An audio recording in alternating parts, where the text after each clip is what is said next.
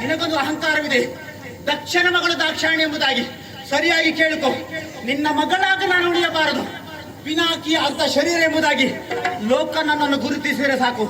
ನಿನ್ನ ಮಗಳಾಗಿ ಹುಟ್ಟಿದ್ದಕ್ಕೆ, ಈ ಯಾಗಕ್ಕೆ ಬಂದದಕ್ಕೆ ಅಗ್ನಿಗೆ ಹಾರಿ ದೇಹವನ್ನು ತ್ಯಜಿಸಿಕೊಳ್ತೇನೆ.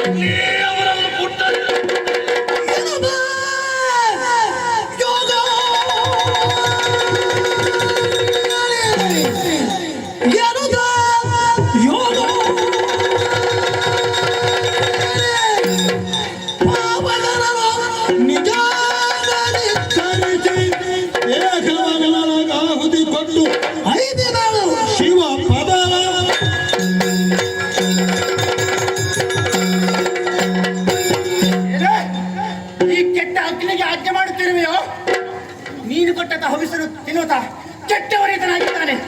ನನ್ನನ್ನು ಮುಟ್ಟುವಂತ ಯೋಗ್ಯತೆ ಇದರಿಗೆಲ್ಲಿದೆಯೋ ಕೇಳು. ಯೋಗೀಶ್ವರನ ಮಡದಿ ನಾನು. ನನ್ನಲ್ಲಿ ಇದೆ ಯೋಗಾಗ್ನಿ. ಯೋಗ ಬಲದ ಮೂಲಕ ಯೋಗಾಗ್ನಿಯನ್ನು ಹೊರಬರಿಸಿಕೊಂಡು ನಿನ್ನ ಕಣ್ಣೆದುರಿನಲ್ಲಿ ಕರಟಿ ಕಮರಿ ಹೋಗುತ್ತೇನೆ. ನೀನು ನೋಡು, ನೀವು ನಗಾಡಿ, ನೀನು ನೋಡು, ನೀವು ನಗಾಡಿ, ನೀನು ನೋಡು, ನೀವು ನಗಾಡಿ. ನನ್ನನ್ನು ಕ್ಷಮಿಸಿ ಪ್ರಭು, ನನ್ನನ್ನು ನಿಮ್ಮ ಬಳಿಗೆ ಸೇರಿಸಿಕೊಳ್ಳಿ ಪ್ರಭು, ಸೇರಿಸಿಕೊಳ್ಳಿ.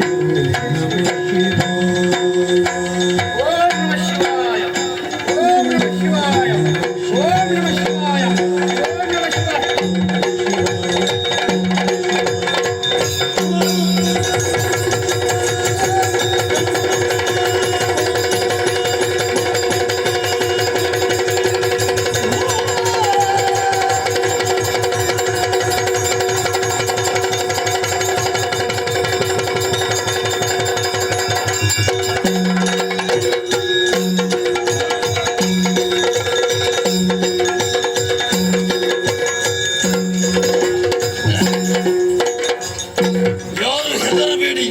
ಇದು ದೊಡ್ಡ ವಿಷಯವೇ ಅಲ್ಲ.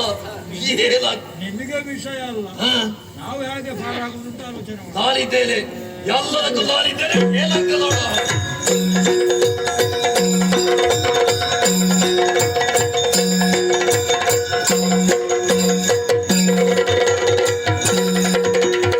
ಆದಿತ್ಯನಂತೆ ಶೋಭಿತ